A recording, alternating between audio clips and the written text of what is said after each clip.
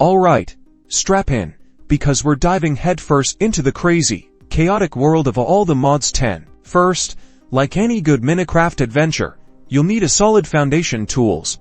Get yourself some basic gear, a pickaxe, an axe, and a shovel, then get into a workbench and a furnace. These early necessities are keys to moving up the tech tree. With your tools, it's time to gather some resources. Head underground and start mining for iron, coal, and other valuable ores. These will be essential for crafting more advanced items and progressing through the tech mods. Focus on building. One of the smartest things to do early on is build a base to store all of your hardworking resources. A basic base with some secure storage is a great step in protecting what you earned from being lost. This is an absolutely critical one to ensure longevity. Keep building. Once you feel more comfortable with the basics, you're ready to go one step further.